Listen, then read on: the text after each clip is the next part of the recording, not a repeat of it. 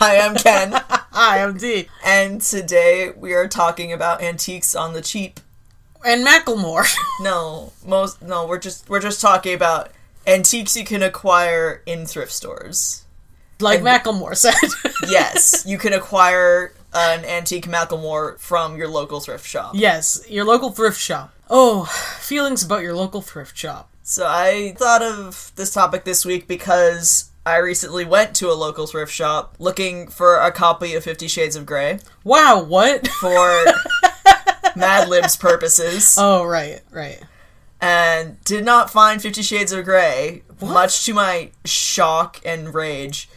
Did find a gentleman with a man bun and a shopping cart full of books. Wow. And dedicated gentleman. as I passed by him trying to get to the romance section, I glanced at his phone and saw that he was price comparing. Good fucking God. So I turned to him and I said, "Stocking your Amazon store?" And he said, "Trying to." Fuck my whole ass. Is that something I can say? Nope. Wait, why can't I say fuck my ass? Something vulgar to a body part.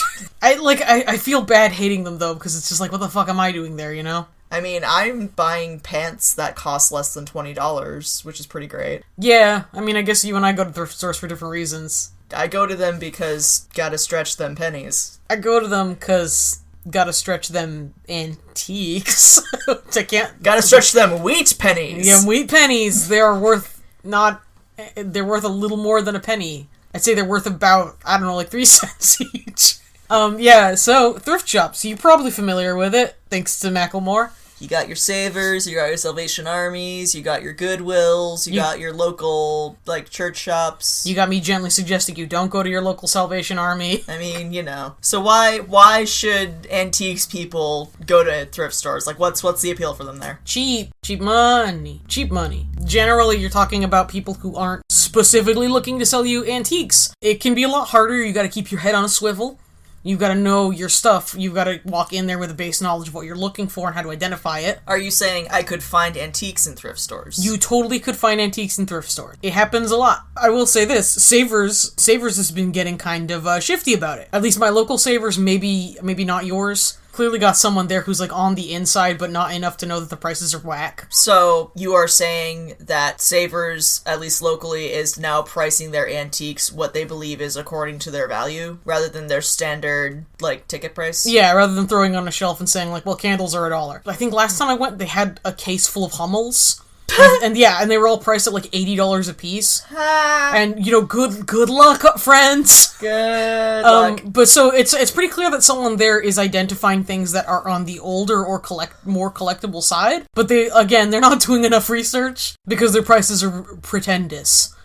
Almost as pretentious as that word. Yeah, I could make that up.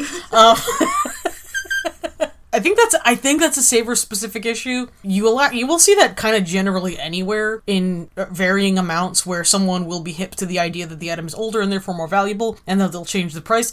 Even then, it's probably cheaper than you're going to find it anywhere else. So, when you walk into a thrift store with antiques running through your brain, you step through the door, where do you go first? And what are you looking for? That was a jam, by the way, what you just said. Antiques.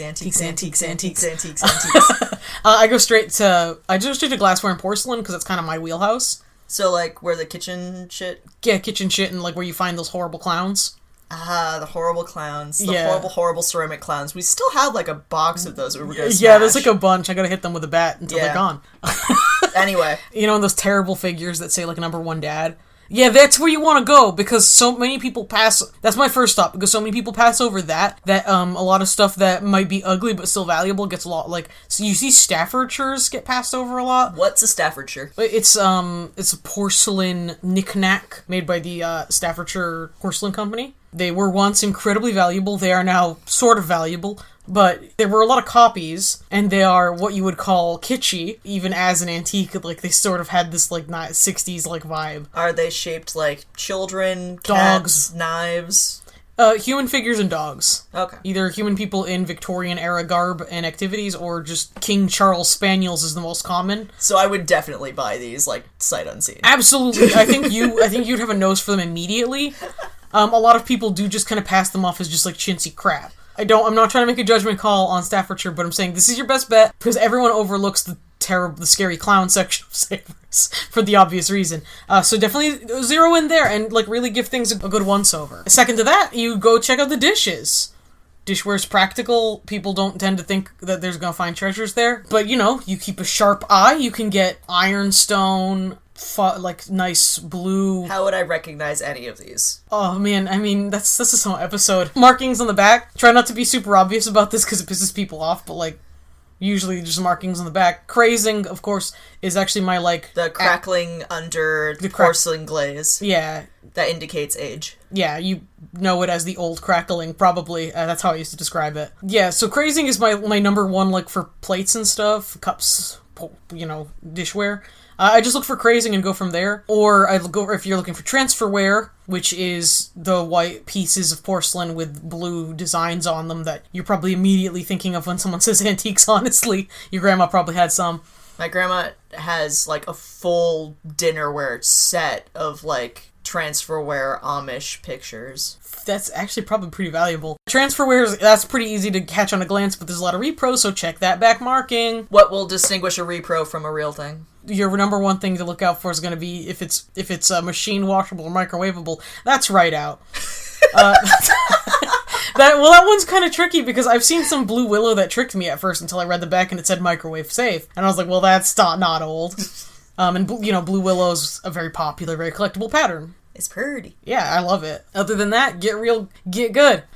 Get real good at having the markings out. You know, bring your cell phone like the book gentleman, so to be researching things on the fly.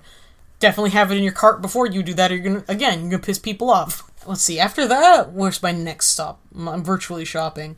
I go to the lamps. Lamps are pretty easy to determine at a glance because you just look at the cords. Because like old ones will have like very unsafe cords. Yeah. If it looks like it's like wildly sparking cords. Yeah, if it gives you an electric shock that kills you if you even think about plugging it in, that's probably old. If it doesn't have enough prongs, if the prongs are all the same size, yeah. If the cord is made of rope. Like, I'm only being partially facetious here, but, like, you get those old, like, fiber braided cords before they realized, hey, electricity makes fire, maybe don't. Yeah, I'm not even being facetious. I identify them at again, if I'm just speed dropping, does it have a fiber cord cover? Is it round? Is it round and, like, generally bigger than you see the, like, male end of the plugs around? That instantly suggests it's at least from, like, say, the 40s. And then I take a closer look. You know, if you're not trusting it, if you think it's been rewired, look at the body of the lamp. That can say a lot. I can't give you too many clear examples on how to judge that, except for, like, get to know antiques and you'll kind of feel it. You know, too shiny metal, that's probably not. If it's made of plastic, it's definitely not. Unless it's Bakelite. It's just the 50. Yeah, that's like a wormhole. Oh god, I'm imagining a lamp, like, made out of, like, the early plastic that exploded on impact. God, that'd be fucking excellent. But, like, also has, like, the fiber cord. Yeah, so it's just, like, exploding and on fire. Yeah, well, it's basically just a domestic grenade. Like, Jesus. Yeah, bear in mind, antiques are always made of danger, but also... Yeah, if you're looking to fucking burn down a house on the cheap, consider an antique lamp. Don't do that. No, and then people just think you're stupid instead of an arsonist. Don't do an arson. Arson bad. Arson I bad. want us to have a very clear stance on this. Here's a good joke. Arson Wells.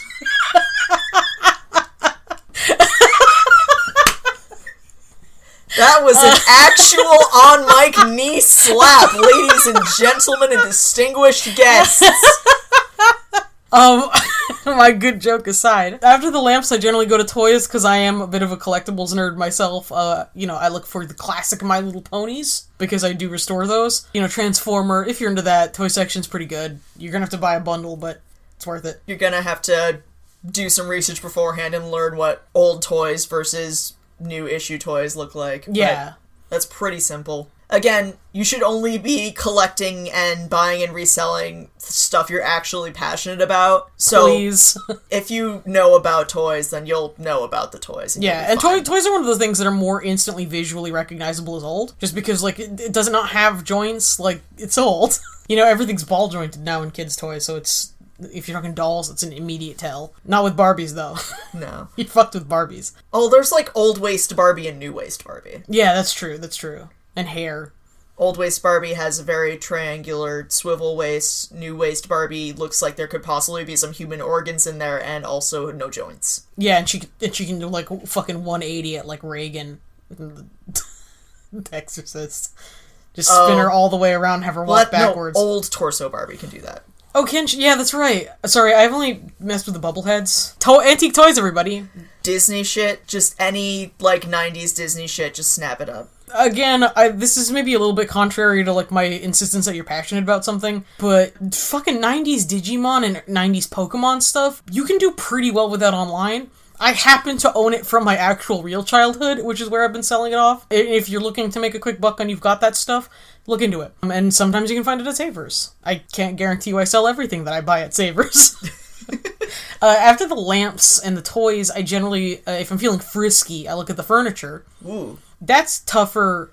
That's a big commitment right there. It's a big commitment, and it's a big car you need to put the furniture in it. Chairs, I tend to have a good luck with, like, older chairs. Really? Yeah. Again, if we're talking, like, quick and dirty ways to identify stuff, like, without really examining it closely and having a PhD, things to look at is the way it's joined together. What does the hardware look like? You know, we're talking the older pieces, we have square nails.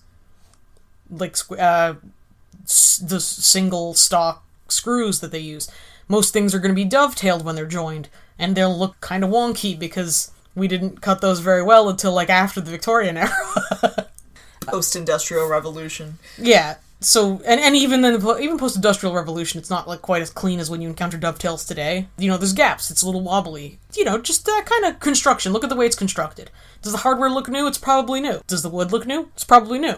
Furniture's tough. I know, I used to move it. Yeah, I know, it sucks so bad. I wouldn't go for things that are too big because that's really an initial investment when what you're looking to do is get stuff from, like, dollars. Yeah, you're looking to flip smalls quickly. But, you know, side tables and chairs, people just don't tend to think about those when they give them up. So sometimes they end up at Savers and they're pretty old. So get to know those things. Think, do I really want to deal with a goddamn chair today? And then get to know the chairs when you say yes. If you're a specific kind of person, this isn't really my bag. Haha, bag. Clothes. One of the really greatest strengths of a thrift shop is that nobody went through all those damn clothes. So there's a lot of vintage, and you can find some pretty big labels down at the thrift store if you're willing to put in the time, That's where I got my Calvin Klein jeans. Calvin Klein jeans. I got an Yves Saint Laurent, like, silk tie. Nice. I don't wear ties, but, you know. I saw Michael Kors sneakers. Yeah. They were very, very shiny, but all I could think was, couldn't get Michael Kors if he was fucking Michael Kors. That's my favorite. And just the eternal paradox of that line. Like, are you literally fucking Michael Kors, or are you Michael Kors? Yeah, and like, I just love the mental image of Michael Kors himself not being allowed to purchase Michael Kors. That's probably why it looks so crappy. I hope Michael Kors isn't listening. Nobody tell him I said that. No one tell Michael Kors about this podcast. Yeah, please don't. This is... He'll have us shut down in like a week. This is the perfect pink of podcasts for Michael Kors. But Pinkest yeah, pink. I do know a couple of people out there. It is time consuming. I'm not gonna lie to you. You're gonna go through a lot of garments. This is one thing you're thinking of when you enter a thrift shop. It's that there's just a lot of clothes. That's true, but that's your secret weapon, because nobody's been going through those clothes. They don't know the labels. This is going to be tricky. I don't know any fast and dirty ways to identify a vintage clothing. Yeah, it can be kind of obvious. It's a very visual piece. Those kinds of things went through obvious design elements that make them pretty simple to identify. You can get furs on the cheap there. There's one thing that doesn't sell at Savers very often, it's goddamn mink coats. So take a look at that. Is that something you want to mess around with? Is it in good shape? That's pretty easy to look at, because then it's just, is anything falling off? Is it literally shedding? That can be really fun. That can be really lucrative. And I know there are a lot of people out there who are super passionate about vintage fashion. So check it out. I've even run into what we call new old stock, which is, you know, vintage and antique pieces that are still in their original packaging. You see this with stockings and hairnets and sometimes like button-up shirts for men and stuff like that. Still in the bag. That's super cool. People love that. That's pristine. That is, it's excellent. I own a couple of shirts from that myself. Fun stuff like nightgowns and pajamas. I know that creeps people out at the thrift store, but get over it. You're a warrior now. You're an antiques warrior. Get in there. Do what people won't. Touch the underpants. If you're a fetishist, you're in luck. No. There's a lot of pre-worn shoes. Oh my god. Ugh. Sorry, feet people, I can't fucks with that. This is an anti-foot podcast. This is an anti-Joss Whedon podcast. Yeah, Joss Whedon, as Michael, this is our burn list. Like Michael Kors, Joss Whedon, don't touch our podcast. Quentin Tarantino, you're out too. Not with those feet touching hands. Not with you put a whole foot in your mouth, buddy, get out. That's a good segue into the, vintage shoes. I know vintage shoes do really well. Among other things, people, like, especially when you're looking at boots, people tend to really appreciate the long-lastingness of the boots. I have seen some absolutely ancient Doc Martens come in perfectly wearable condition. Work boots, that kind of thing. And, of course, your obvious designer shoes and heels. And one of my favorite things to remind people when they're out there skimming for vintage clothes is do your absolute damnedest to get the biggest sizes you can. Because that's a guaranteed sale right there, my friend. If you can get something bigger than, I would say, even an 8, you have a guaranteed customer. What do you think about thrift stores? Book. What about book? That's the only section I really... Oh my god, books, I don't even need to tell you, books are the easiest thing to find, to, like, identify as old. They look old. You turn through the first, 5 to 10 pages and look for the copyright. Yeah, it would look at the spine. We'll start at the beginning, I guess. The spine. I guess, yeah. I don't want to cast too wide a net because there's a lot of jacket books that are very good, but those will also kind of have, a period-aged feel to them. For Whom the Bell Tolls definitely looks like a book printed in the whenever. Could you edit in me knowing when the book was printed? Yeah, no, for sure. I'll just edit that right 1974. But most of the time you're going to be looking at leather bound, you're going to be looking at cloth bound. Give those a peep. If it's got gilt lettering, that's a good sign. Give that a peep on the inside. They generally put right on that second page what year it was printed in, so that's easy. If it's 50 Shades of Grey and it's $1, call me, I'm in the market. Someone please get Ken a copy of 50 Shades of Grey, he needs it. Books, that's going to be another tricky market. It's not one of those you find one you got $100. It's definitely something I recommend for people who are passionate, or just people who don't mind getting cheaper prices for the items they're selling. Because someone's going to appreciate it, I guarantee it. It can be a little rough going figuring out what's valuable. You might, if you get a WikiHow article on how to identify, first editions, that's going to go a long way. Again, flip to the copyright page. Yeah. It's very easy. Usually it says first edition. Yeah. People always come to me I don't know how to tell. 90% of them say this is the first edition. If it's a first edition of the Iliad, it's a fake, by the way. Just throwing that out there. I guarantee. If it's the first edition of an ancient oral poem, you don't get first editions of the spoken word, I'm sorry. It doesn't happen. Ken, I think that's being unfair to me and my 8 first edition copies of the Prose Edda. You see, what I did was I skinned them off of the, wall, and I stapled them all together. I need to fling myself into the sea real quick. I'll be right back. I could bring back a copy of the Dead Sea Scrolls. Yeah, no, for sure. First editions, right? Well, actually, there technically are first editions of those, but I'm sounding like a real asshole. The Dead Sea Scrolls aren't real. Everybody knows that. Weren't they frauds? They might. I don't want to get into that. That's a minefield. God. I'm going to put that at a soft probably.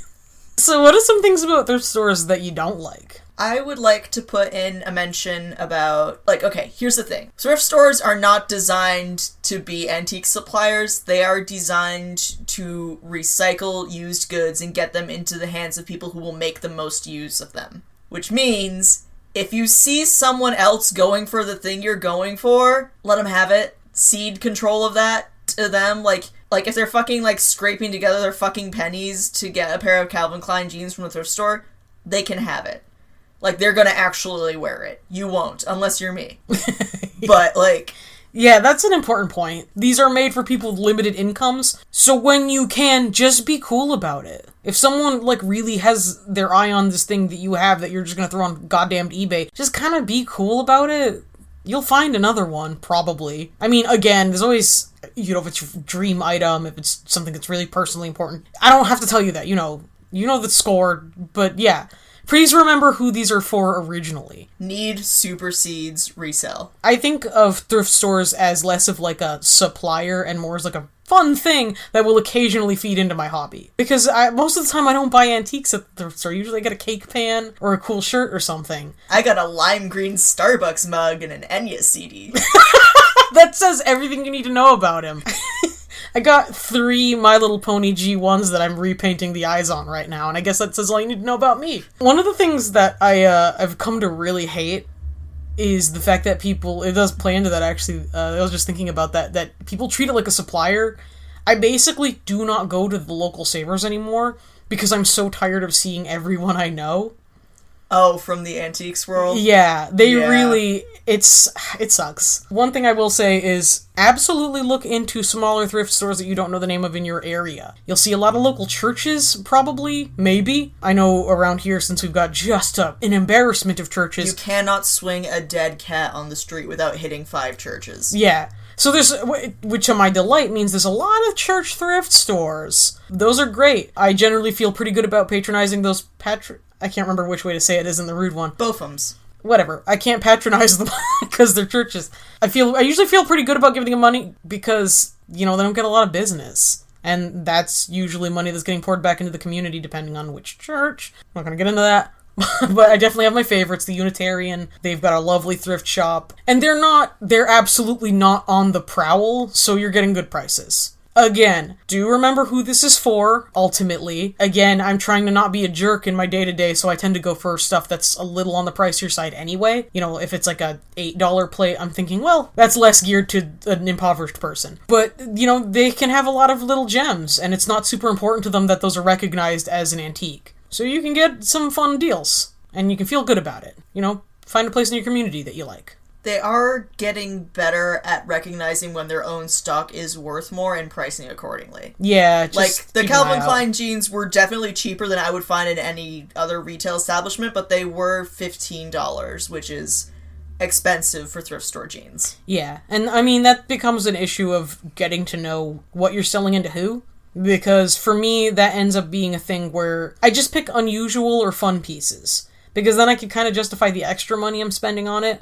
Because, say you've got a big, bright green coat, and it's Gucci, and you had to spend $20 on it, which is more, still a whole hell of a lot less than you're going to spend. You can flip that puppy for $40, and what you'll be selling it on is, it's just, it's unusual factor. Thrift stores are going to be a lot harder to get basics out of, but you can still find a lot of neat things.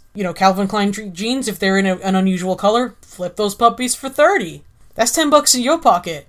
And a happy customer, which is important. One of the things that we get around here, because we're sort of a more well-known shop at the antique store, is we get boutiques from much higher demand places. We see a lot of boutiques from New York City, for example, who will come here and buy our, what I would call premium prices, and they will sell it for much more. In upper-class Manhattan. They're taking it back to cities with functional economies. Yeah, so you consider that when you're considering the higher prices, you're thinking, well, who am I selling this to? If this is going on the internet, you stand a pretty good chance of getting a better price for it than you paid. But don't buy shit at Connecticut prices and try to resell it in South Coast Massachusetts. No, then you just become a part of the problem.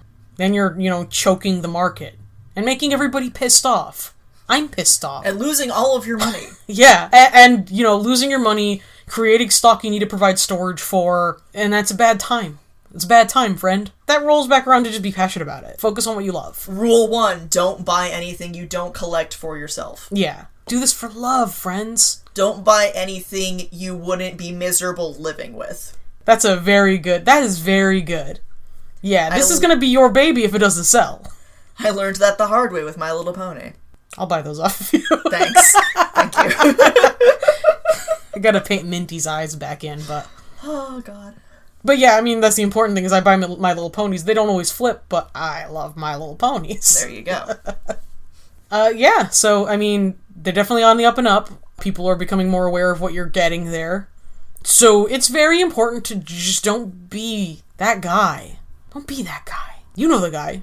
He's got 2 carts full of books that he's not going to sell on Amazon because print media is dead. No, you actually can. It's just like a question of volume. I know, I was just being rude. The worst part is that he was cute. Get his number. I tried. Or his Amazon store, I tried. I said a word at a stranger. You think it didn't... You know I wouldn't say a word at a stranger if it were not, like, dire circumstances. You need to say saucier words. You need to say, like, hey, sailor, stocking your Amazon store. Hey. Sailor? Hey, sailor. Just keep saying sailor. Hey, sailor, you flipping that on the interwebs? Like, on the what? internet? I see you there. We're men of retail. You gonna dump that truck on the tubes? Like, what? Well, just keep calling him sailor. Like, keep bookending your statements. Book.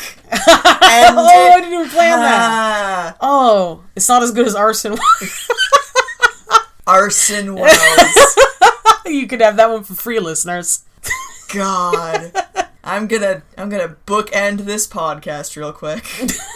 And then, we've taught you all we can about thrift stores, I feel. Yeah. Again, I'm going to one last time throw in there. Find your little local unloved church thrift store. They want to give you deals. So you can talk to us about thrift stores and popping tags and etc. at antiques_freaks on Twitter. Hey, show me your crazy finds. I know that's like, there's a lot of blogs out there that are actually dedicated to weird stuff you find at thrift stores. I love seeing it. I love it. Show us your thrift store finds. You can also get in touch with us at antiquesfreaks, all one word, at tumblr.com. Yep. I'm going to be posting probably a lot of weird things I find at the thrift store. And that's it. Bye. Bye.